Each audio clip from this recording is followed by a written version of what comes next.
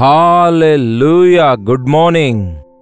ಮತ್ತೊಂದು ಶ್ರೇಷ್ಠವಾದ ದಿನವನ್ನು ದೇವರು ನಮಗೆ ಕೊಟ್ಟಿದ್ದಾರೆ. ನೋಡಿ, ಎಷ್ಟು ಬೇಗನೆ ಈ ವರ್ಷದಲ್ಲಿ 7 ತಿಂಗಳು ಮುಗಿದು ಹೋಗಿ 8ನೇ ತಿಂಗಳಲ್ಲಿ ಬಂದಿದ್ದೇವೆ.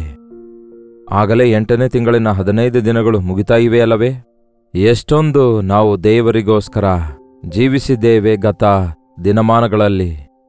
ಎಷ್ಟರ ಮಟ್ಟಿಗೆ ದೇವರ ಯೋಚನೆಗಳನ್ನು ನಾವು ನೆರವೇರಿಸಿದ್ದೇವೆ, ದೇವರ ಪ್ರಣಾಳಿಕೆ ನೆರವೇರಿಸಿದ್ದೇವೆ. ಹೇಳಬೇಕಾದರೆ ನಾವು ಸಾಧಿಸಿದ್ದು ಎಷ್ಟಾಗಿವೆ ಎಂದು ಪರಿಶೀಲಿಸಿಕೊಳ್ಳಬೇಕಾದಂತಹ ಸಂದರ್ಭವೇ ಇದಾಗಿದೆ ಅಲ್ಲವೇ? ಒಂದು ಸಮಯದಲ್ಲಿ ದೇವರೇ ನಮ್ಮ ದಿನಗಳನ್ನು ನಾವು ಎಣಿಸಿಕೊಳ್ಳುವಂತೆ ನಮಗೆ ಕಲಿಸಿಕೊಡು ಅನ್ನುತ್ತಾನೆ ಮೋಶೆ. ಅದಕ್ಕಾಗಿಯೇ ನಾವು ದಿನಮಾನಗಳನ್ನು ಲೆಕ್ಕಿಸುತ್ತಾ ಇರುವಾಗ ನಮ್ಮ ಲೆಕ್ಕ ಮೇಲಿಂದ ಮೇಲೆ ಸರಿಪಡಿಸಿಕೊಳ್ಳಬೇಕು. ಸಮಯವನ್ನು ಸುಮ್ಮನೆ ಹೋಗಗೊಡಿಸದೆ ಸದುಪಯೋಗ ಮಾಡಿಕೊಳ್ಳಬೇಕು ಎಂದು ದೇವರ ವಾಕ್ಯ ಹೇಳ್ತದೆ.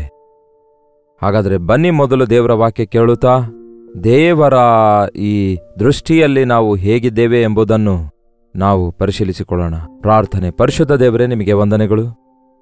ಮತ್ತೊಂದು ಹೊಸ ದಿನದಲ್ಲಿ ನಮ್ಮೆಲ್ಲರ ಸಂಗಡ ಮಾತಾಡಿರಿ. ನಿಜವೇ ದೇವರೇ, ದಿನಗಳು ಗತಿಸಿ ಹೋಗುತ್ತಿರುವಾಗ, ವರ್ಷಗಳು ಕಳೆದು ಹೋಗುತ್ತಿರುವಾಗ, ನಮ್ಮ ಬದುಕು ದಿನಮಾನಗಳಲ್ಲಿ ತಂದೆಯೇ ಕಳೆದು ಹೋಗುತ್ತಿರುವಾಗ ನೀವು ಆಶಿಸಿದ ಸ್ಥಾನದಲ್ಲಿ ನಾವಿದ್ದೇವೋ, ನಮ್ಮ ಜೀವಿತದಲ್ಲಿ ಆಶೀರ್ವದಿಸಲ್ಪಡುತ್ತಿದ್ದೇವೋ ಎಂದು ಪರಿಶೀಲಿಸಿಕೊಳ್ಳಲು ಸಹಾಯ ಮಾಡಿರೆಂದು ಕ್ರಿಸ್ತನ ನಾಮದಲ್ಲಿ ಬೇಡುತ್ತೇನೆ ತಂದೆಯೇ, ಆಮೇನ್. ಹೇಳಿ ಪ್ರಿಯರೇ, ಹಾಗಾದರೆ ಕಳೆದ ದಿನಮಾನಗಳಲ್ಲಿ ನಾವೇನ್ ಸಾಧಿಸಿದ್ದೇವೆ? ಸಮಯವು ಈ ದಿನ ಬಹಳ ಬೇಗನೆ ಗತಿಸಿ ಹೋಗುತ್ತಾ ಇದೆ. ಕಾರಣ, ಹಾಗಾದರೆ ಯಾವ ವಿಷಯದಲ್ಲಿ ನಮ್ಮ ಸಮಯವು ವ್ಯರ್ಥವಾಗಿ ಹೋಗುತ್ತಾ ಇದೆ ಎಂಬುದನ್ನು ನಾವು ಗುರುತಿಸಬೇಕು. ಕೆಲವರಿಗೆ ನಿದ್ರೆಯಲ್ಲಿಯೇ ಟೈಮ್ ಎಲ್ಲ ವೇಸ್ಟ್ ಆಗ್ತದೆ. ಒಬ್ಬ ವ್ಯಕ್ತಿ 60 ವರ್ಷ ಬದುಕುವುದಾದರೆ ಅದರಲ್ಲಿ 20 ವರ್ಷ ನಿದ್ದೆ ಮಾಡುವುದರಲ್ಲೇ ಕಳೀತಾನೆಂದು ಲೆಕ್ಕಿಸಲಾಗಿದೆ. ಅಂದರೆ ದಿನಕ್ಕೆ 8 ಗಂಟೆ ನಿದ್ದೆ ಮಾಡೋದಾದರೆ, ಹೆಚ್ಚು ಮಾಡಿದ್ರೆ ಇನ್ನೂ ಹೆಚ್ಚು ವರ್ಷ ಆಗ್ತವೆ. ಸರಿ, ನಿದ್ದೆ ನಮಗೆ ಅವಶ್ಯಕವಾಗಿದೆ, ಅದನ್ನು ದೇವರೇ ಏರ್ಪಡಿಸಿಟ್ಟಿದ್ದಾರೆ. ರಾತ್ರಿಯನ್ನು ದೇವರೇ ಉಂಟು ಮಾಡಿದ್ದಾರೆ. ನಾವು ನಿದ್ದೆ ಮಾಡಬೇಕಿಲ್ಲವಾದರೆ ನಮ್ಮ ಶರೀರದಲ್ಲಿ ಆರೋಗ್ಯವಿರಲ್ಲ, ಮೇಲಿಂದ ಮೇಲೆ ರೆಸ್ಟೋರ್ ಆಗುವುದಿಲ್ಲ. ಹಾಗಾದರೆ ಮತ್ತೆ ಉಳಿದ ಸಮಯದಲ್ಲಿ ನಾವೇನ್ ಮಾಡ್ತಾ ಇದ್ದೇವೆ? ಆ ಸಮಯ ಯಾಕೆ ವ್ಯರ್ಥವಾಗ್ತಿದೆ? ಯಾವ ಕೆಲಸ ಮಾಡಿದ್ರೂ ಕೂಡ ಅದರಿಂದ ಪ್ರಯೋಜನವಿರಲ್ಲ. ಅಂದರೆ ಪ್ರಯೋಜನವಿಲ್ಲದ ಕೆಲಸದ ಬಗ್ಗೆ ನಾನು ಮಾತಾಡ್ತಿಲ್ಲ, ಆದ್ರೆ ಅದು ವೃತ್ತಿಯಾಗಿದ್ರು, ವ್ಯಾಪಾರ ಆಗಿದ್ರು, ಕಂಪ್ಯೂಟರ್ ಕೆಲಸ ಆಗಿದ್ರು, ವ್ಯವಸಾಯ ಆಗಿದ್ರು, ಹೊಲದ ಕೆಲಸ ಆಗಿದ್ರು, ಕೈ ಕೆಲಸ ಆಗಿದ್ರು, ಅಡಿಗೆ ಕೆಲಸ ಆಗಿದ್ರು, ಮತ್ತೊಂದು ಕೆಲಸ ಏನೇ ಆಗಿದ್ರು ಕೂಡ ಅದರಲ್ಲಿ ನಾವು ಫಲಿತಾಂಶ ಕಾಣಬೇಕು. ಕಷ್ಟವೇ ಫಲಿಸುತ್ತದೆ ಅನ್ನುತ್ತಾರಲ್ಲವೇ? ಹಾಗಾಗಿ ಕಷ್ಟಪಡುವಂಥದ್ದನ್ನು ದೇವರೇ ಏರ್ಪಡಿಸಿಟ್ಟಿದ್ದಾರೆ. ಆ ದಿನ ಏದೇನ್ ತೋಟದಲ್ಲಿ ಆದಾಮನನ್ನು ಇಟ್ಟು ಹಾಯಾಗಿ ನಿದ್ರೆ ಮಾಡಿ ಎಂದು ದೇವರು ಹೇಳಲಿಲ್ಲ. ನೀನು ಈ ಭೂಮಿಯಲ್ಲಿ ವ್ಯವಸಾಯ ಮಾಡಿ, ಫಲಿಸುವಂತೆ ಮಾಡಿ, ಅಭಿವೃದ್ಧಿಪಡಿಸಿ ಭೂಮಿಯನ್ನೆಲ್ಲ ತುಂಬಿಕೊಳ್ಳಿರಿ ಅಂದಿದ್ದಾರೆ. ಹಾಗಾಗಿ ಕೆಲಸ ಎನ್ನುವಂಥದ್ದು ದೇವರೇ ನಮಗೋಸ್ಕರ ಏರ್ಪಡಿಸಿಕೊಟ್ಟಿದ್ದಾರೆ. ನಮ್ಮ ಶರೀರ ಕೆಲಸ ಮಾಡುತ್ತಿರುವಾಗ ಆರೋಗ್ಯವಾಗಿರುತ್ತದೆ. ಕೆಲಸ ಮಾಡದೇ ಇರುವವನು ಊಟ ಮಾಡಬಾರದೆಂದು ಪೌಲನು ಹೇಳಿದಂತೆ, ಕೆಲವರು ಕೆಲಸ ಮಾಡದಂತೆ ಕೂತ್ಕೊಂಡು ತಿನ್ನುವವರಾಗಿರ್ತಾರೆ. ತಂದೆ ತಾಯಿ ಕಷ್ಟಪಟ್ಟು ಕೆಲಸ ಮಾಡ್ತಿರುವಾಗ ಬಹಳಷ್ಟು ಜನ ಯವನಸ್ಥರು ತಿನ್ನುತ್ತಾ ನನಗಿನ್ನೂ ಉದ್ಯೋಗ ಸಿಕ್ಕಿಲ್ಲ ಅಂತ ಹೇಳಿ ಸೋಮಾರಿಗಳಾಗಿರುವುದು ಎಂತಹ ವಿಚಾರಕರವಾದ ಸಂಗತಿ. ಒಂದಲ್ಲ ಒಂದು ಕೆಲಸ, ಪ್ರಯೋಜನಕರವಾದ ಕೈ ಕೆಲಸವೋ ಯಾವುದಾದ್ರೂ ಒಂದು ರೀತಿಯಲ್ಲಿ ನಿಮ್ಮ ತಂದೆ ತಾಯಿಗಳಿಗೆ ಆಧಾರವಾಗಿರುವುದಾಗಲಿ, ಅವರ ಕೆಲಸದಲ್ಲಿ ಸಹಾಯಕವಾಗಿರುವುದಾಗಲಿ, ದೇವರ ಕೆಲಸವಾಗಲಿ ಮಾಡಬಹುದು. ಆದರೆ ಬಹಳಷ್ಟು ಜನ ಸುಮ್ಮನೆ ಕೈಕಾಲು ಚಾಚ್ಕೊಂಡು ಕೂತ್ಕೊಳ್ತಾರೆ. ಸುಮ್ಮನೆ ದೇವರು ನಮ್ಮನ್ನು ಆಶೀರ್ವದಿಸ್ತಾರೆ ಅಂದುಕೊಂಡು ಕೂತ್ಕೊಳ್ತಾರೆ, ಇಲ್ಲವೇ ಸುಮ್ಮನೆ ನಮ್ಮ ದಿನ ಕಳೆದು ಹೋಗ್ತಾವೆ ಅಂದುಕೊಳ್ತಾರೆ. ಆದರೆ ದೇವರ ಸನ್ನಿಧಿಯಲ್ಲಿ ನಾವು ಕಾದುಕೊಂಡಿರಬೇಕು. ಪ್ರಾರ್ಥಿಸಿ ದೇವರ ಚಿತ್ತವನ್ನು ಅರಿತುಕೊಂಡಾಗ ದೇವರು ಅನುಗ್ರಹಿಸುವ ಸ್ಫೂರ್ತಿಯ ಮೇರೆಗೆ ನಾವು ಸಮಸ್ತ ಕೆಲಸಗಳಲ್ಲಿಯೂ ಸಫಲರಾಗುತ್ತೇವೆ. ನಿಮ್ಮ ಕಾರ್ಯಭಾರ ನನ್ನ ಮೇಲೆ ಹಾಕಿರಿ ಅಂದಿದ್ದಾರೆ ದೇವರು, ಆಗ ಅವುಗಳನ್ನು ನಾನು ಸಫಲಗೊಳಿಸುತ್ತೇನೆ ಅಂದಿದ್ದಾರೆ. ನಿಜವೇ ನಮ್ಮ ಕೆಲಸ ಭಾರವಾಗಿಟ್ಕೊಂಡು ಚಿಂತಿಸುತ್ತಾ ಕೂತ್ಕೊಂಡ್ರೆ ಪ್ರಯೋಜನವಿಲ್ಲ. ಆದರೆ ನಿಮ್ಮ ಕೆಲಸವನ್ನು ಪ್ರಾರ್ಥನೆಯಿಂದ ಪ್ರಾರಂಭಿಸುವುದಾದರೆ, ದೇವರ ಸಹಾಯದಿಂದ ಪ್ರಾರಂಭಿಸುವುದಾದರೆ, ದೇವರ ಮಾತಿನ ಮೇರೆಗೆ ಪ್ರಾರಂಭಿಸುವುದಾದರೆ ಖಂಡಿತವಾಗಿಯೂ ನಮ್ಮ ಕೆಲಸಗಳಿಂದ ಅನೇಕ ರೀತಿಯಲ್ಲಿ ಆಶೀರ್ವಾದಗಳನ್ನು ನಾವು ಹೊಂದಿಕೊಳ್ತೇವೆ. ನಮ್ಮ ಸುತ್ತಲಿರುವವರಿಗೆ ಆಶೀರ್ವಾದಕರವಾಗಿ ಇರುತ್ತೇವೆ. ಒಬ್ಬರು ಕಷ್ಟಪಟ್ಟು ಸಾಧಿಸಿರುವುದನ್ನು ಎಷ್ಟು ಮಂದಿ ಅನುಭವಿಸುತ್ತಾರೆ ಒಮ್ಮೆ ನೋಡಿರಿ. ಒಬ್ಬರು ಒಂದು ವಿಷಯದಲ್ಲಿ ಏನಾದರೂ ಕಂಡುಹಿಡಿಯುವ ಕೆಲಸ ಮಾಡಿದ್ರೆ ಅದು ಎಲ್ಲರಿಗೂ ಈ ದಿನ ಎಷ್ಟೋ ಉಪಯೋಗವಾಗಿದೆ ಅಲ್ಲವೇ? ಉದಾಹರಣೆಗೆ ಬಲ್ಬ್ ಕಂಡುಹಿಡಿಯುವುದರ ಕುರಿತು ಹೀಗೆ ಹೇಳ್ತಾ ಹೋದರೆ ಬಹಳಷ್ಟಿವೆ. ಏರೋಪ್ಲೇನ್ ಕಂಡುಹಿಡಿದಿರುವುದರ ಕುರಿತು, ಸ್ಟೀಮ್ ಇಂಜಿನ್ ಕಂಡುಹಿಡಿದಿರುವುದರ ಕುರಿತು, ಸ್ಟೀಮ್ ಇಂಜಿನ್ ನಂತರವೇ ಎಲೆಕ್ಟ್ರಿಕ್ ಇಂಜಿನ್ ಬಂದಿರೋದು. So what ever it is, ಯಾರು ಯಾವುದನ್ನೇ ಮಾಡಿರಲಿ, ಒಬ್ಬ ವ್ಯಕ್ತಿ ಒಂದು ವಿಷಯದಲ್ಲಿ ರಾತ್ರಿ ಹಗಲು ಕಷ್ಟಪಟ್ಟು ಒಂದು ವಿಷಯವನ್ನು ಅನ್ವೇಷಣೆ ಮಾಡಿ ತಿಳ್ಕೊಂಡಾಗ ಅದು ಲೋಕಕ್ಕೆ ಆಶೀರ್ವಾದಕರವಾಗಿರುತ್ತೆ. ಈ ದಿನ ನಾವು ಪ್ರತಿಯೊಬ್ಬರ ಜೀವಿತದಲ್ಲಿ ಒಂದಲ್ಲ ಒಂದನ್ನು ನಾವು ಸಾಧಿಸಬೇಕೆನ್ನುವುದಕ್ಕಾಗಿಯೇ ದೇವರು ನಮಗೆ ಸಾಮರ್ಥ್ಯತೆ ಕೊಟ್ಟಿದ್ದಾರೆ. ನನ್ನಲ್ಲಿ ಯಾವ ಸಾಮರ್ಥ್ಯವಿಲ್ಲವೆಂದು ದಯವಿಟ್ಟು ಹೇಳಬೇಡಿರಿ. ನಾನು ಯಾವ ಪ್ರಯೋಜನಕ್ಕೆ ಬರಲ್ಲ ಎಂದು ಹೇಳುವುದು ಎಲ್ಲರಿಗೆ ರೂಢಿಯಾಗ್ಬಿಟ್ಟಿದೆ. ಪ್ರಯೋಜನವಿಲ್ಲದವರನ್ನು ದೇವರು ಹುಟ್ಟಿಸಲಿಲ್ಲ ಪ್ರಿಯರೇ. ದೇವರು ಎಲ್ಲರನ್ನು ಯಥಾರ್ಥವಂತರನ್ನಾಗಿಯೇ ಹುಟ್ಟಿಸಿದ್ದಾರೆ. ಆದರೆ ಅವರು ಹುಟ್ಟಿದ ನಂತರ ಪ್ರಯೋಜನವಿಲ್ಲದವರಾಗಿ ಉಳ್ಕೊಂಡಿದ್ದಾರೆ. ಮನುಷ್ಯರು ವಿವಿಧ ರೀತಿಯ ತಂತ್ರಗಳನ್ನು ಕಲ್ಪಿಸಿದ್ದಾರೆಂಬುದಾಗಿ ದೇವರ ವಾಕ್ಯ ಹೇಳ್ತದೆ. ಹಾಗಾಗಿ ಏನಾಗಿದೆ ನನಗೆ ದೇವರು ಒಪ್ಪಿಸಿಕೊಟ್ಟ ಕೆಲಸ, ಅದು ಏನಾಗಿದೆ, ಈ ದಿನ ನಾನು ಏನ್ ಮಾಡಬೇಕು ಎನ್ನುವುದನ್ನು ಪ್ರತಿದಿನ ಲೆಕ್ಕಿಸುವುದಾದರೆ ಆಯಾ ದಿನಕ್ಕೆ ತಕ್ಕಂತೆ ನಮಗಿರುವಂತಹ ಮನೆ ಕೆಲಸ ಆಗಿರ್ಬೋದು, ಸ್ವಂತ ಕೆಲಸ ಆಗಿರ್ಬೋದು, ಆಫೀಸ್ ಕೆಲಸ ಆಗಿರ್ಬೋದು, ಉದ್ಯೋಗದ ಕೆಲಸ ಆಗಿರ್ಬೋದು, ದೇಶಕ್ಕೋಸ್ಕರ, ಜನರಿಗೋಸ್ಕರ, ದೇವರ ಆಲಯಕ್ಕೋಸ್ಕರ, ಯಾವುದೇ ರೀತಿಯಲ್ಲಾಗಲಿ ಒಂದಲ್ಲ ಒಂದು ಕೆಲಸದಲ್ಲಿ ನಾವು ಮಗ್ನರಾಗುವಾಗ ನಾವು ಪ್ರಯೋಜನಕರವಾದ ವ್ಯಕ್ತಿಗಳಾಗಿರುತ್ತೇವೆ, ಅನೇಕರಿಗೆ ಉಪಯೋಗಕರವಾದ ವ್ಯಕ್ತಿಗಳಾಗಿರುತ್ತೇವೆ. ಅಷ್ಟೇ ಅಲ್ಲ, ಒಂದು ನೀಗದ ಸಂತೃಪ್ತಿ ನಮಗೆ ದೊರಕುತ್ತದೆ.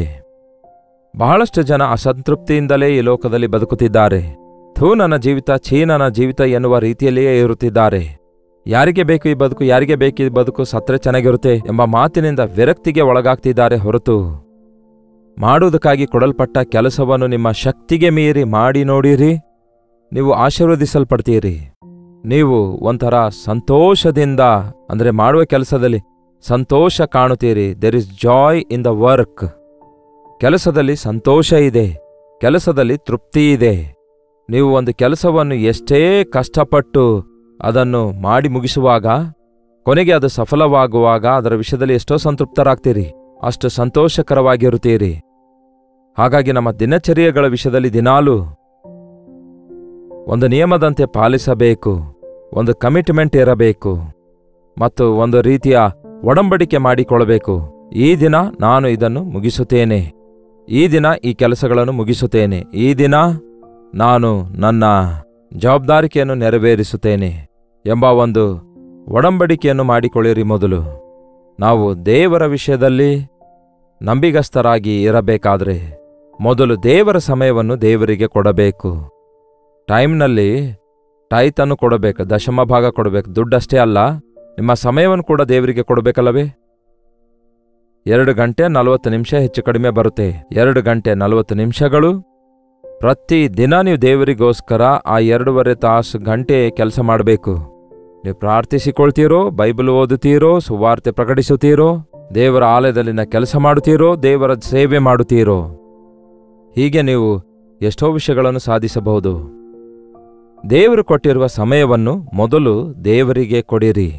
ಆಗ ಆ ದಿನದಲ್ಲಿ ನೀವು ಮಾಡುವ ಕೆಲಸವೆಲ್ಲ ಆಶೀರ್ವದಿಸಲ್ಪಡ್ತದೆ. ನಮಗೆ ಕುಟುಂಬಗಳಿವೆ, ನಿಮಗೆ ಕುಟುಂಬಗಳಿವೆ ಅಲ್ಲವೇ? ಒಂದು ವೇಳೆ ನಿಮಗೆ ಮದುವೆ ಆಗದಿದ್ರೂ ಕೂಡ ಕುಟುಂಬ ಇದೆ. ಅಂದರೆ ಮದುವೆ ಆಗಲಾರ್ದವರೆಗೂ ತಂದೆ ತಾಯಿ ಬಳಿ ಇರ್ತಾ ಇರೋದ್ರಿಂದ ನಮ್ಮ ತಂದೆ ತಾಯಿ, ಅಣ್ಣ ತಮ್ಮ, ಅಕ್ಕ ತಂಗಿಯಂದರೆ ನಮ್ಮ ಕುಟುಂಬ. ಮದುವೆ ಆದ ನಂತರ ನಿಮ್ಮ ಹೆಂಡತಿ, ನಿಮ್ಮ ಗಂಡ, ನಿಮ್ಮ ಮಕ್ಕಳು, ನಿಮ್ಮ ಕುಟುಂಬ ನಿಮ್ಮ ಸಮಸ್ಯೆಯಾಗಿರುತ್ತೆ. ಸೊ ನಮಗೊಂದು ಜವಾಬ್ದಾರಿಕೆ ಇರುತ್ತೆ. ಒಬ್ಬ ತಂದೆಯಾಗಿ ಒಂದು ಜವಾಬ್ದಾರಿಕೆ ಇದೆ. ಯಾವನಾದರೂ ತನ್ನ ಮನೆಯವರನ್ನು ಸಂರಕ್ಷಿಸದಿದ್ದರೆ ಅವನು ಆ ವಿಶ್ವಾಸಿಗಳಿಗಿಂತಲೂ ಕೆಟ್ಟವನಾಗಿದ್ದಾನೆ. ಭಕ್ತಿ ಅಂತ ಹೇಳುತ್ತಾ ನಾವು ಇತರರಿಗೆ ಭಾರಕರವಾಗಿರುವುದಾದರೆ ನಮ್ಮ ಭಕ್ತಿಯನ್ನು ಯಾರು ನಂಬ್ತಾರೆ ಪ್ರಿಯರೇ? ತಮ್ಮ ಕೈಗಳಿಂದ ಒಂದಲ್ಲ ಒಂದು ಕೆಲಸ ಮಾಡಬೇಕು. ಪರಿಶುದ್ಧನಾದ ಪೌಲನು ಅಷ್ಟೊಂದು ದೊಡ್ಡ ಸೇವಕನಾದಾಗಿಯೂ ಆಯಾ ಸಮಯಗಳಲ್ಲಿ ಅವ್ರ ಮನೆಯಲ್ಲಿ ಇವ್ರ ಮನೆಯಲ್ಲಿ ಉಳ್ಕೊಳ್ಳಬೇಕಾದಾಗ 1-2 ದಿನಗಳಾಗಿರೋದಾದ್ರೆ ಅದು ಬೇರೆ ವಿಷಯ. ಕೆಲವು ಕಾಲ ಅಕ್ವಿಲ್ಲ ಪ್ರಿಸಿಲ್ಲ ಎನ್ನುವವರ ಮನೆಯಲ್ಲಿ ಉಳ್ಕೊಂಡಾಗ ಅವ್ರ ಮನೆಯಲ್ಲಿ ಸುಮ್ಮನೆ ಕೂತ್ಕೊಂಡು ತಿನ್ನಲಾರದೆ, ಅವ್ರ ಮನೆಯಲ್ಲಿ ಸುಮ್ಮನೆ ಉಳ್ಕೊಳ್ಳಲಾರದೆ, ಸೇವಕನಾಗಿದ್ದೇನೆ ಅಂತ ಅಂದುಕೊಳ್ಳದೆ, ಅವರು ಡೇರೆಗಳನ್ನು ಮಾಡುವ ಕೆಲಸ ಹೊಂದಿರುವುದರಿಂದ, ಆ ವೃತ್ತಿಯಲ್ಲಿರುವುದರಿಂದ, ಪೌಲನಿಗೂ ಡೇರೆ ಹೊಲಿಯುವುದು ಸ್ವಲ್ಪ ಬರುವುದರಿಂದ ಅವನು ಅವರೊಂದಿಗೆ ಆ ಡೇರೆಗಳನ್ನು ಹೊಲಿಯುವ ಕೆಲಸದಲ್ಲಿ ಸಹಕರಿಸಿದನು ಅಂತ ಇದೆ ಬೈಬಲ್ನಲ್ಲಿ. ನೀವು ನನಗೆ ಊಟ ಬಡಿಸುತ್ತಾ ಇರುವುದರಿಂದ, ನೆಲೆ ಕೊಟ್ಟಿರೋದ್ರಿಂದ ನಾನು ನಿಮಗೆ ಭಾರವಾಗಿರದೆ ನಿಮ್ಮ ಕೆಲಸದಲ್ಲಿ ಸಹಕಾರಿಯಾಗಿರುತ್ತೇನೆ ಅನ್ನುತ್ತಾನೆ. ಯಶ್, ಎಲ್ಲರೂ ತಮ್ಮ ತಮ್ಮ ಭಾರ ಹೊತ್ಕೊಳ್ಬೇಕೆಂದು ಬೈಬಲ್ ಹೇಳ್ತದೆ. ಒಬ್ಬರ ಭಾರ ಇನ್ನೊಬ್ಬರು ಹೊತ್ಕೊಳ್ರಿ ಎಂಬುದಾಗಿ ಕೂಡ ದೇವರು ಹೇಳ್ತಾರೆ. ಹಾಗಾಗಿ ನಾವು ಇತರರಿಗೆ ಭಾರವಾಗಿರದೆ ಇತರರ ಭಾರಗಳನ್ನು ಹೊರುವವರಾಗಿರಬೇಕು. ತಪ್ಪದೆ ಇತರರ ಭಾರಗಳನ್ನು ನಾವು ಹೊತ್ತುಕೊಳ್ಳುವುದಾದರೆ ನಮ್ಮ ಭಾರ ದೇವರು ಹೊತ್ತುಕೊಳ್ತಾರೆ. ಇತರರು ಕೂಡ ನಾವು ನಮ್ಮ ಅವಶ್ಯಕತೆಯಲ್ಲಿರುವಾಗ ನಾವು ಮಾಡಿದ ಉಪಕಾರಕ್ಕೆ ಪ್ರತಿಯಾಗಿ ಉಪಕಾರ ಮಾಡ್ತಾರೆ. ಹೌದಲ್ಲವೇ? ಹಾಗಾದರೆ ಜೀವಿತದಲ್ಲಿ ಒಂದು ಗುರಿಯಿಲ್ಲದ ಜೀವಿತ ಜೀವಿಸುತ್ತಾ, ಯಾವುದೇ ಸಮಯ ಪಾಲನೆಯನ್ನು ಮಾಡದಂತೆ, ಏನಿದು ಮಧ್ಯಾಹ್ನವಾಯಿತು ಏನು ಸಾಧಿಸಿದೆ, ಸಾಯಂಕಾಲವಾಯಿತು ಏನು ಸಾಧಿಸಿದೆ, ಮಲಗಲಿಕ್ಕಿದ್ದೇನಲ್ಲವೇ ಏನು ಸಾಧಿಸಿದ್ದೇನೆ, ತಿನ್ನುತ್ತಿದ್ದೇನಲ್ಲವೇ, ಯಾವ ಕೆಲಸ ಮಾಡಿದ್ದಕ್ಕೆ ತಿನ್ನಬೇಕು ಎಂದು ಪ್ರಶ್ನಿಸಿಕೊಳ್ಳಬೇಕಲ್ಲವೇ? ತಿನ್ನುವುದಕ್ಕಾಗಿ ಮಾತ್ರ ಸಮಯವನ್ನು ಪಾಲಿಸ್ತೇವೆ, ಆದರೆ ಏನು ಸಾಧಿಸಿದ್ದೇವೆ ಎನ್ನುವುದು ಪ್ರಶ್ನಿಸಿಕೊಳ್ತಾ ಇಲ್ಲ. ದೇವರ ಮಕ್ಕಳು ದೇವರ ವಿಷಯದಲ್ಲಿ ಯಥಾರ್ಥವಾಗಿರುತ್ತಾರೆ. ದೇವರ ಮಕ್ಕಳು ಒಂದು ವ್ಯತ್ಯಾಸವಾದ ಪ್ರತ್ಯೇಕವಾದ ಗುಣಗಳುಳ್ಳವರಾಗಿರ್ತಾರೆ. ಯಾರಿಗೂ ಭಾರವಾಗಿರುವುದಿಲ್ಲ, ಯಾರಿಗೂ ಆಟಂಕವಾಗಿರುವುದಿಲ್ಲ, ಸುಮ್ಮನೆ ಕೂತ್ಕೊಳ್ಳುವುದಿಲ್ಲ. ಸೋಮರಿಗಳು ದೇವರ ಮಕ್ಕಳಾಗಿರುವುದಿಲ್ಲ. ನಮ್ಮ ದೇವರು ಸೋಮರಿ ಅಲ್ವಲ್ಲ. ಆತನು ಈ ಲೋಕಕ್ಕೆ ಬಂದಾಗ ನಾನು ದೇವಕುಮಾರನಲ್ಲವ ಎಂದು ಚೆನ್ನಾಗಿ ಒಂದು ದೊಡ್ಡ ಸಿಂಹಾಸನದ ಮೇಲೆ ಕೂತ್ಕೊಂಡು ಆಜ್ಞೆಗಳನ್ನು ಕೊಡಲಿಲ್ಲ. ಆದರೆ ಆತನು ಗ್ರಾಮ ಗ್ರಾಮಗಳವರೆಗೂ ಕಾಲು ನಡಿಗೆಯಿಂದ ನಡೆಯುತ್ತಾ ಉಪಕಾರಗಳನ್ನು ಮಾಡಿದ್ರು, ರೋಗಗಳನ್ನು ಸ್ವಸ್ಥ ಮಾಡಿದ್ರು, ಸುವಾರ್ತೆಯನ್ನು ಪ್ರಕಟಿಸಿದ್ರು, ಅನೇಕ ಅದ್ಭುತ ಮಹತ್ಕಾರ್ಯಗಳನ್ನು ಉಂಟು ಮಾಡಿದ್ರು. ನಮ್ಮ ಜೀವಿತದಲ್ಲೂ ಕೂಡ ಪ್ರತಿ ದಿನ ದೇವರ ಅದ್ಭುತಗಳನ್ನು ನಮ್ಮ ಜೀವಿತದಲ್ಲಿ ನೋಡಬೇಕಾದ್ರೆ, ದೇವರ ಕೃಪೆಯಲ್ಲಿ ನಾವು ನಮ್ಮ ದಿನಚರಿಗಳನ್ನು ಪ್ರಾರಂಭಿಸುವುದಾದರೆ, ದೇವರ ಸಹಾಯದಿಂದ ಪ್ರಾರಂಭಿಸುವುದಾದರೆ, ಆತನ ಮಾತಿನ ಪ್ರಕಾರ ಮಾಡ್ತಾ ಹೋದ್ರೆ ಪ್ರತಿಯೊಂದು ಕೆಲಸದಲ್ಲಿ ಸಫಲರಾಗುತ್ತೇವೆ. ಪ್ರತಿಯೊಂದರಲ್ಲಿ ದೇವರ ಆಶೀರ್ವಾದ ಕಾಣುತ್ತೇವೆ. 6 ತಿಂಗಳಲ್ಲಿ ಏನನ್ನು ಸಾಧಿಸಿದೆವು? ಈಗೋ ಬೆಳಗ್ಗೆ ಎದ್ದಿದ್ದೇವೆ, ಇಲ್ಲಿವರೆಗೂ ಏನನ್ನು ಸಾಧಿಸಿದ್ದೇವೆ? ಈಗೋ ಈ ರೀತಿ ಆಗಸ್ಟ್ 12ನೇ ತಾರೀಕಿಗೆ ಬಂದಿದ್ದೇವೆ, ಏನು ಸಾಧಿಸಿದ್ದೇವೆ? ಈ ಆಗಸ್ಟ್ ತಿಂಗಳೊಳಗೆ ಪ್ರವೇಶಿಸಿದಾಗ ಇಲ್ಲಿವರೆಗೂ 12 ದಿನ ಕಳೆದು ಹೋದವು. ಎಷ್ಟು ಬೇಗನೆ ಸಮಯ ಗತಿಸಿ ಹೋಗ್ತಿದೆ ನೋಡಿರಿ. ಅದಕ್ಕೆ ಪ್ರಶ್ನಿಸಿಕೊಳ್ಳೋಣ, ದೇವರೊಂದಿಗೆ ಒಪ್ಪಂದ ಮಾಡಿಕೊಂಡವುಗಳನ್ನು ನೆರವೇರಿಸುತ್ತಾ ಇದ್ದೇವಾ? ಇತರರಿಗೆ ಮಾತು ಕೊಟ್ಟ ವಿಷಯಗಳನ್ನು ನೆರವೇರಿಸ್ತಾ ಇದ್ದೇವಾ? ಮಾತಿನ ಪ್ರಕಾರ ನಡೆಯುವವನೇ ದೇವರ ಮಗುವಾಗಿದ್ದಾನೆ. ನಾಳೆ ಕೊಡ್ತೇನಂದಾಗ ಕೊಡಲೇಬೇಕು. ನಾಳೆ ಬಾ, ನಾಡಿದ್ದು ಬಾ ಅನ್ನುತ್ತಾ ಇತರರಿಗೆ ಕಾಡಿಸುತ್ತಾ ನಾನು ಬಹಳ ಭಕ್ತಿವಂತನಂದ್ರೆ ನಿಮ್ಮ ಭಕ್ತಿ ಯಾರು ನಂಬ್ತಾರೆ ಹೇಳಿ? ನೀವು ಮಾತು ಕೊಡುವುದಾದರೆ ಅದು ನಿಮಗೆ ನಷ್ಟ ಆದರೂ ಸಹ ಮಾತು ನೆರವೇರಿಸುವವರಾಗಿರಬೇಕು. ಈ ಲೋಕದಲ್ಲಿ ನಾವು ಒಂದು ಕಮಿಟ್ಮೆಂಟ್ ಅಂದರೆ ಒಂದು ಒಪ್ಪಂದ ಮಾಡಿಕೊಳ್ಬೇಕು ದೇವರೊಂದಿಗೆ. ನಾವು ದೇವರೇ, ಇನ್ಮೇಲೆ ನಾನು ದುಡ್ಡಿನ ವಿಷಯದಲ್ಲಿ ನಿಖರವಾಗಿರ್ತೇನೆ, ನಿದ್ದೆ ವಿಷಯದಲ್ಲಿ ನಿಖರವಾಗಿರುತ್ತೇನೆ, ತಿನ್ನುವ ವಿಷಯದಲ್ಲಿ ನಾನು ನಿಖರವಾಗಿರ್ತೇನೆ. I will limit myself, ನಾನು ಕಂಟ್ರೋಲ್ ಮಾಡಿಕೊಳ್ತೇನೆ ಎಂದು ಹೇಳಬೇಕು. ನಾನು ನನ್ನ ಸಮಯವನ್ನು ಚೆನ್ನಾಗಿ ಉಪಯೋಗಿಸುತ್ತೇನೆ. ಕೆಲವರು ಈ ಮಾತು ಹೇಳ್ತಾರಲ್ಲವೇ, ಜಾಗ್ರತೆಯಿಂದ ಬಳಸಿಕೊಳ್ತೇನೆ ಅನ್ನುತ್ತಾರೆ. ನನ್ನ ಕೈಯಲ್ಲಿರುವ ದುಡ್ಡನ್ನು, ನನ್ನ ಕೈಗೆ ಕೊಡಲ್ಪಟ್ಟಿರುವ ಸಮಯವನ್ನು, ನನ್ನ ಕೈಗೆ ಸೇರಿರುವಂತಹ ಪ್ರತಿಯೊಂದು ವಿಷಯದಲ್ಲಿ ನಾನು ಜಾಗರೂಕನಾಗಿರ್ತೇನೆ. ನಾನು ಇತರರಿಗೂ ಮತ್ತು ದೇವರಿಗೆ ಲೆಕ್ಕ ಒಪ್ಪಿಸುವವನಾಗಿದ್ದೇನೆ. ಹಾಗಾಗಿ ನಿಯಮವನ್ನು ನಾನು ಪಾಲಿಸ್ತೇನೆ. ಲೆಕ್ಕಾಚಾರವಿಲ್ಲದೆ ಜೀವಿಸುವ ಜೀವಿತ ಕ್ರೈಸ್ತಿಯ ಜೀವಿತವೇ ಅಲ್ಲ ಪ್ರಿಯರೇ. ಖಂಡಿತವಾಗಿಯೂ ನಾವೆಲ್ಲರೂ ದೇವರ ಸಿಂಹಾಸನದ ಮುಂದೆ ನಿಂತು ಬಾಯಿಂದ ಆಡಿರುವ ಪ್ರತಿ ಮಾತಿಗೋಸ್ಕರ ಲೆಕ್ಕ ಒಪ್ಪಿಸಬೇಕೆಂದು ದೇಹದಿಂದ ನಡೆಸುವ ಪ್ರತಿಕ್ರಿಯೆಯನ್ನು, ಒಳ್ಳೆ ಕೆಲಸ ಆಗಿದ್ರು ಕೆಟ್ಟ ಕೆಲಸ ಆಗಿದ್ರು, ಅಂದ್ರೆ ಒಳ್ಳೆದಾಗಿದ್ರು ಕೆಟ್ಟದಾಗಿದ್ರು, ಅದರ ವಿಷಯದಲ್ಲಿ ಲೆಕ್ಕ ಒಪ್ಪಿಸಬೇಕೆಂದು ಬೈಬಲ್ ಹೇಳ್ತದೆ. ನಾನು ಬೇಗನೆ ಬಂದು ಲೆಕ್ಕ ನೋಡಿಕೊಳ್ತೇನೆ ಅಂದಿದ್ದಾರೆ ಯೇಸು. ನೋಡಿ ಪ್ರಿಯರೇ, ಬೇಗನೆ ಯೇಸು ಬರ್ಲಿಕ್ಕಿದ್ದಾರೆ. ದೇವರು ನಮಗೆ ಎಷ್ಟು ಆಯುಷ್ ಕೊಟ್ಟಿದ್ದಾರೆ, ಎಂತಹ ಜೀವಿತ ಕೊಟ್ಟಿದ್ದಾರೆ, ನಮಗೆ ಎಷ್ಟೊಂದು ಅವಕಾಶ ಕೊಟ್ಟಿದ್ದಾರೆ, ಎಷ್ಟರ ಮಟ್ಟಿಗೆ ನಮ್ಮನ್ನು ರಕ್ಷಿಸಿಕೊಂಡಿದ್ದಾರೆ, ನಮಗೆ ಎಷ್ಟು ವಿಧಾನದಲ್ಲಿ ದೇವರು ಆಶೀರ್ವದಿಸಿದ್ದಾರೆ ಎಂಬುದನ್ನು ಒಂದು ಸಾರಿ ನಿಂತು ಆಲೋಚಿಸಿಕೊಂಡು, ಇಷ್ಟೊಂದು ಮಾಡಿದಂತಹ ದೇವರಿಗೆ ನಾನು ಏನು ಕೊಟ್ಟಿದ್ದೇನೆ, ನನಗೆ ದೇವರು ಕೊಟ್ಟಿರುವಂತಹ ಎಲ್ಲವುಗಳನ್ನು ನಾನು ದೇವರಿಗಾಗಿ ಬಳಸಿದ್ದೇನೋ, ದೇವರ ಮಹಿಮೆಗಾಗಿ ಬಳಸಿದ್ದೇನೋ, ನನಗಿರುವ ಅವಕಾಶಗಳನ್ನು ಉಪಯೋಗಿಸಿಕೊಂಡು ದೇವರು ಆಶಿಸಿದ ಅದ್ಭುತ ಕಾರ್ಯಗಳನ್ನು ನಾನು ನೋಡಿದ್ದೇನೋ, ದೇವರು ಆಶಿಸಿರುವ ಶ್ರೇಷ್ಠವಾದವುಗಳನ್ನು ಸಾಧಿಸಿದ್ದೇನೋ ಎಂದು ನಮ್ಮನ್ನು ನಾವು ಮೇಲಿಂದ ಮೇಲೆ ಪರಿಶೀಲಿಸಿಕೊಳ್ಳುವುದು ಎಷ್ಟೋ ಒಳ್ಳೆಯದಾಗಿರುತ್ತೆ. ಹಾಗಾಗಿ ಈ ದಿನ ದೇವರ ಸನ್ನಿಧಿಯಲ್ಲಿ ಸ್ವಲ್ಪ ಹೊತ್ತು, ಈ ಅನುದಿನದ ಧ್ಯಾನ ಮುಗಿದ ನಂತರ ಸ್ವಲ್ಪ ಹೊತ್ತು ದೇವರ ಸನ್ನಿಧಿಯಲ್ಲಿ ನೀವು ಕೂತ್ಕೊಳ್ರಿ. ಒಂದು ಸಾರಿ ನಿಮ್ಮನ್ನು ನೀವು ಅನಲೈಸ್ ಮಾಡಿಕೊಳ್ರಿ, ನಿಮ್ಮ ಜೀವಿತ ಸರಿಪಡಿಸಿಕೊಳ್ರಿ, ಒಂದು ಒಪ್ಪಂದ ಮಾಡಿಕೊಳ್ರಿ. ದೇವರೇ, ಈ 6-7 ತಿಂಗಳಲ್ಲಿ ಮಾಡಲಾರದ ಕೆಲಸಗಳನ್ನು, ಪೆಂಡಿಂಗ್ ಇರುವ ಕಾರ್ಯಗಳನ್ನು, ಉಳಿದಂತಹ ಕಾರ್ಯಗಳನ್ನು ನಾನು ಈ ವರ್ಷದಲ್ಲಿ ನಾನು ಮುಗಿಸುವ ಹಾಗೆ ಅನುದಿನವೂ ನಾನು ನಿಮ್ಮ ಕೃಪೆಯಲ್ಲಿ ನಡೆಯುವಂತೆ ನನಗೆ ಸಹಾಯ ಮಾಡಿರಿ ಎಂದು ಕರ್ತನಿಗೆ ಬೇಡಿಕೊಳ್ಳೋಣ. ಪ್ರಾರ್ಥನೆ. ಪರಿಶುದ್ಧ ದೇವರೇ, ಪ್ರೀತಿಯುಳ್ಳ ತಂದೆಯೇ, ಯಾರ್ಯಾರು ಯಾವ್ಯಾವ ಸ್ಥಳದಿಂದ ಈ ಮಾತು ಕೇಳ್ತಿದ್ದಾರೆಂದು, ಈ ಪ್ರಾರ್ಥನೆಯಲ್ಲಿ ಯಾರ್ಯಾರು ಐಕ್ಯವಾಗಿದ್ದಾರೋ ಒಂದು ಸಾರಿ ಅವರನ್ನು ನೋಡಿರಿ. ನಮ್ಮ ಜೀವಿತದಲ್ಲಿ ದೇವರೇ ಎಷ್ಟೋ ದಿನಗಳು ಗತಿಸಿ ಹೋಗುತ್ತಾ ಇರುವಾಗ ನಾವು ಏನನ್ನು ನಿಮಗೋಸ್ಕರ ಸಾಧಿಸಲಾರದವರಾಗಿ ಉಳ್ಕೊಂಡಿದ್ದೇವೆಂದು ಹೀಗೆ ನಮ್ಮನ್ನು ನಾವು ನಿಂದಿಸಿಕೊಳ್ಳುವವರಾಗಿರದೆ ನಿಮ್ಮ ಕೃಪೆಗಾಗಿ ಬೇಡಿಕೊಳ್ಳುವವರಾಗಿ ನನ್ನನ್ನು ಬಲಪಡಿಸುವ ಆತನಲ್ಲಿದ್ದುಕೊಂಡು ಸಮಸ್ತವನ್ನು ಮಾಡಲು ಶಕ್ತನಾಗಿದ್ದೇನೆ ಎಂದಂತೆ ನಿಮ್ಮ ಬಲಕ್ಕಾಗಿ ಬೇಡಿಕೊಳ್ಳುವಂತೆ ನಮಗೆ ಸಹಾಯ ಮಾಡಿರಿ. ನಮ್ಮ ಜೀವಿತದಲ್ಲಿ ಒಳ್ಳೆ ನಿರ್ಣಯ ತೆಗೆದುಕೊಳ್ಳಲು ಸಹಾಯ ಮಾಡಿರಿ. ಒಂದು ಒಳ್ಳೆ ಒಪ್ಪಂದ ಮಾಡಿಕೊಳ್ಳಲು ಸಹಾಯ ಮಾಡಿರಿ. ದೇವರು ನನಗೆ ಕೊಟ್ಟ ಜವಾಬ್ದಾರಿಕೆಗಳನ್ನು ನೆರವೇರಿಸಿಕೊಳ್ತೇನೆ. ನನ್ನ ಕುಟುಂಬ ಸಂರಕ್ಷಿಸಿಕೊಳ್ಳುತ್ತೇನೆ. ಒಬ್ಬ ಗಂಡನಾಗಿ, ಒಬ್ಬ ಹೆಂಡತಿಯಾಗಿ, ಒಬ್ಬ ಮಗನಾಗಿ ದೇವರು ಆಶಿಸಿದಂತಹ ಸ್ಥಿತಿಯಲ್ಲಿ ನಾನು ಜೀವಿಸುತ್ತೇನೆ ಎಂದು ಒಂದು ಒಪ್ಪಂದ ಮಾಡಿಕೊಂಡು ಒಂದು ಕಮಿಟ್ಮೆಂಟ್ ಮಾಡಿಕೊಳ್ಳಲು ನಮಗೆ ಸಹಾಯ ಮಾಡಿರಿ. ಗುರಿಯಿಲ್ಲದ ಭಕ್ತಿಯನ್ನು ಬಿಟ್ಟು ಗಮ್ಯಕ್ಕೆ ಸೇರುವವರಾಗಿರುವ ಹಾಗೆ ಸಹಾಯ ಮಾಡಿರಿ. ಎಲ್ಲ ವಿಷಯಗಳಲ್ಲಿ ನಿಮ್ಮ ಸತ್ಯ ಸಾಕ್ಷಿಗಳಾಗಿ ಜೀವಿಸುವುದಕ್ಕಾಗಿ ನಿಮ್ಮ ಕೃಪೆಗಾಗಿ ಬೇಡಿಕೊಳ್ಳಲು ನಮಗೆ ಸಹಾಯ ಮಾಡಿರಿ ಎಂದು ಕ್ರಿಸ್ತನ ನಾಮದಲ್ಲಿ ಬೇಡುತ್ತೇನೆ ತಂದೆಯೇ, ಆಮೇನ್. ತಂದೆಯಾದ ದೇವರ ಪ್ರೀತಿಯು, ಮಗನಾಗಿರುವ ಕ್ರಿಸ್ತನ ಕೃಪೆಯು, ಆದರಣೆ ಕರ್ತನಾದ ಪವಿತ್ರಾತ್ಮನ ಸಹವಾಸವು ಕೂಡಿ ಬಂದಿರುವ ನಮ್ಮೆಲ್ಲರ ಸಂಗಡ ಇಂದಿಗೂ ಸದಾಕಾಲಕ್ಕೂ ನೆಲೆಯಾಗಿರಲಿ. ಆಮೇನ್. ದೇವರಿಗೆ ಸ್ತೋತ್ರ. ನಿಮ್ಮ ಪ್ರಾರ್ಥನಾ ಮನವಿಗಳನ್ನು 8939731313 ನಂಬರ್ಗೆ, ನೀವು ಇತರ ದೇಶದಿಂದ ವೀಕ್ಷಿಸುವುದಾದರೆ ಕೊಡಲ್ಪಟ್ಟಂತಹ ಇದೇ ನಂಬರ್ಗೆ ಒಂದು ಟೆಕ್ಸ್ಟ್ ಆಗಲಿ, ವಾಯ್ಸ್ ಮೆಸೇಜ್ ಆಗಲಿ, ವಾಟ್ಸಪ್ ಕಳಿಸಿಕೊಡಿರಿ. ನಿಮ್ಮ ವಾಟ್ಸಪ್ ಮೆಸೇಜ್ ಎಲ್ಲ ಪರಿಶೀಲಿಸ್ತಿದ್ದೇವೆ, ನಿಮಗೋಸ್ಕರ ಪ್ರಾರ್ಥಿಸ್ತಿದ್ದೇವೆ. ತಪ್ಪದೆ ಪ್ರತಿಫಲವನ್ನು ನಿಮಗೆ ಅನುಗ್ರಹಿಸುತ್ತಾರೆ. Doctor Jaipal Kannada YouTube channel subscribe ಮಾಡಿಕೊಳ್ಳದಿದ್ದರೆ ಹಿಂದೆ ಸಬ್ಸ್ಕ್ರೈಬ್ ಮಾಡಿಕೊಳ್ಳಿರಿ. ನಿಮ್ಮ ಹೆಸರು ಊರು ಕಾಮೆಂಟ್ ಸೆಕ್ಷನ್ನಲ್ಲಿ ಬಂದು ಟೈಪ್ ಮಾಡಿ, ಲೈಕ್ ಮಾಡಿ, ಶೇರ್ ಮಾಡುವುದನ್ನು ಮರಿಬೇಡಿ. ನಿಮ್ಮಲ್ಲಿ ಕೆಲವರು ಈ ಸೇವೆಯನ್ನು ಪೋಷಿಸಬೇಕೆಂದು, ಈ ಸೇವೆಯಲ್ಲಿ ಪಾಲುಗಾರರಾಗಬೇಕೆಂದು ಕೇಳಿಕೊಳ್ಳುತ್ತಾ ನಿಮ್ಮ ಕಾಣಿಕೆ ಕಳಿಸಬೇಕೆಂದು ಆಶಿಸುತ್ತೇನೆ. ನಿಮ್ಮ ಎಲ್ಲಾ ಕಾಣಿಕೆ ಕರ್ತನಿಗೆ ನೀವು ಕಳಿಸುತ್ತಾ ಇದ್ದೀರಿ. ದೇವರೇ ನಿಮಗೆ ಒಳ್ಳೆ ಪ್ರತಿಫಲ ಕೊಡ್ತಾರೆ. ನಿಮ್ಮಲ್ಲಿ ಅನೇಕರು ವಿವರ ಬೇಕಂತ ಕೇಳಿದ್ದೀರಿ. ಜೈಪಾಲ್ ಫೌಂಡೇಶನ್ ಎಂಬ ಅಕೌಂಟ್ ನಂಬರ್ ನಿಮಗೆ ಕೊಡಲಾಗ್ತಿದೆ. ಇಲ್ಲವಾದರೆ www.jaipal.org ಎಂಬ ನಮ್ಮ ವೆಬ್ಸೈಟ್ ಅನ್ನು ಸಂಧಿಸಿರಿ. ಇಲ್ಲವೇ ಈಗ ತಾನೇ ಹೇಳಿದಂತಹ 8939731313 ನಂಬರ್ಗೆ ಇತರ ದೇಶದಿಂದಲೂ ಸಹ ವೀಕ್ಷಿಸುವುದಾದರೆ ಇದೇ ನಂಬರಿಗೆ ಒಂದು ವಾಟ್ಸಪ್ ಮೆಸೇಜ್ ಕಳಿಸಿಕೊಡಿರಿ. ನಿಮಗೆ ಡೀಟೇಲ್ಸ್ಗಳೆಲ್ಲ ಫಾರ್ವರ್ಡ್ ಮಾಡ್ತೇವೆ. ಡಾಕ್ಟರ್ ಜೈಪಾಲ್ ಕನ್ನಡ ಯೂಟ್ಯೂಬ್ ಚಾನಲನ್ನು ಲೈಕ್ ಮಾಡಿರಿ, ಶೇರ್ ಮಾಡಿರಿ. ಕಾಮೆಂಟ್ ಸೆಕ್ಷನ್ನಲ್ಲಿ ಬಂದು ನಿಮ್ಮ ಹೆಸರು ಊರು ಟೈಪ್ ಮಾಡುವುದನ್ನು ಮರೆಯಬೇಡಿ. ಮತ್ತೊಮ್ಮೆ ಹೇಳ್ತೇನೆ, ನಿಮ್ಮಲ್ಲಿ ಬಹಳಷ್ಟು ಜನ ವೀಕ್ಷಿಸುತ್ತಾ ಇದ್ದೀರಿ, ಆದರೆ ಸಬ್ಸ್ಕ್ರೈಬ್ ಮಾಡಿಕೊಳ್ತಿಲ್ಲ, ಲೈಕ್ ಬಟನ್ ಒತ್ತುತ್ತಾ ಇಲ್ಲ. ಆದುದರಿಂದ ನೀವು ಹಾಗೆ ಮಾಡುವುದರಿಂದ ನಮಗೆಷ್ಟೋ ಪ್ರೋತ್ಸಾಹಕರವಾಗಿರುತ್ತೆ ಮತ್ತು ಈ ಪ್ರೋಗ್ರಾಂ ಕಂಟಿನ್ಯೂ ಮಾಡುವುದಕ್ಕಾಗಿ ಸಹಕರಿಸಿದವರಾಗಿರ್ತೀರಿ. ಕರ್ತನ ಚಿತ್ತವಿರುವುದಾದರೆ ಮತ್ತೆ ನಾಳೆ ಇದೇ ಅನುದಿನದ ಧ್ಯಾನ ಎಂಬ ಕಾರ್ಯಕ್ರಮದಲ್ಲಿ ಮತ್ತೆ ಭೇಟಿಯಾಗೋಣ. ಅಲ್ಲಿವರೆಗೂ ದೇವರ ಮಹಾಕೃಪೆ ನಿಮ್ಮೆಲ್ಲರೊಂದಿಗಿರಲಿ.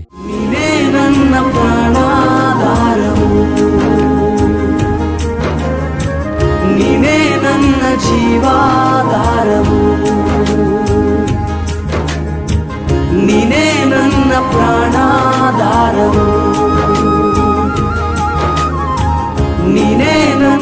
ಹಾಲೆಲೂಯಾ. ದೇವರಿಗೆ ಸ್ತೋತ್ರ. ಬೆಂಗಳೂರಿನ ಸುತ್ತಮುತ್ತಲು ಇರುವಂಥವರೆಲ್ಲರಿಗೂ ಶುಭವಾರ್ತೆ. ಪ್ರತಿದಿನ ದೇವರ ವಾಕ್ಯ ಅನೇಕ ಭಾಷೆಗಳಲ್ಲಿ ಕೇಳುತ್ತಿರುವ ನಿಮ್ಮೆಲ್ಲರಿಗೆ ಮುಖಾಮುಖಿಯಾಗಿ ಭೇಟಿಯಾಗಲು, ನಿಮಗೋಸ್ಕರ ವೈಯಕ್ತಿಕವಾಗಿ ಪ್ರಾರ್ಥಿಸಬೇಕೆಂದು ಬ್ಯಾಂಗ್ಳೂರ್ಗೆ ಬರ್ತಿದ್ದೇವೆ. ಆಗಸ್ಟ್ 27ನೇ ತಾರೀಕಿನಂದು ಮಧ್ಯಾಹ್ನ 2 ಗಂಟೆಯಿಂದ 5 ಗಂಟೆವರೆಗೂ, ರಾತ್ರಿ 6 ಗಂಟೆಯಿಂದ 10 ಗಂಟೆವರೆಗೂ ನಡೆಯುವ ಈ 2 ಸೆಷನ್ನಲ್ಲಿಯೂ ಪಾಲ್ಗೊಳ್ಳುವುದಕ್ಕಾಗಿ ಸಿದ್ಧರಾಗಿ ಬನ್ನಿ.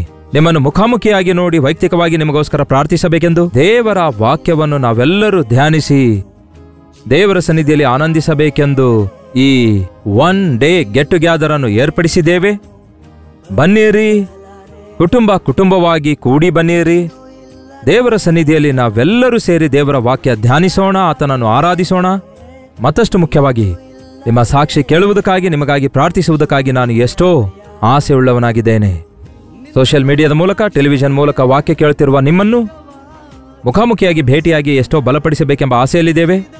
ತಪ್ಪದೆ ಬನ್ನಿರಿ. ಬ್ಯಾಂಗ್ಳೂರಿನಲ್ಲಿ ಹಡ್ಸನ್ ಕಮ್ಯುನಿಟಿ ಸೆಂಟರ್ನಲ್ಲಿ CSI ಕಾಂಪೌಂಡ್ನಲ್ಲಿ ಈ 1 ಡೇ ಗೆಟ್ ಟುಗೆದರ್ ನಡೆಯುತ್ತದೆ. ಹೆಚ್ಚಿನ ವಿವರ ಬೇಕಾಗುವುದಾದರೆ 8939393939 ನಂಬರ್ಗೆ ನೀವು ಕರೆ ಮಾಡಿ, ಇಲ್ಲವೇ ನೀವು ಕಾಣುತ್ತಿರುವ ನಂಬರ್ಗಳಿಗೆ ನೀವು ವಾಟ್ಸಪ್ ಕಳಿಸಿಕೊಡಿರಿ. ಲಿಂಕ್ ನಿಮಗೆ ಕಳಿಸುತ್ತೇವೆ. ತಪ್ಪದೆ ಬರ್ತೀರಲ್ಲವೇ? ಪ್ರಾಣಾಧಾರವು, ನೀನೇ ನನ್ನ ಜೀವಾಧಾರ.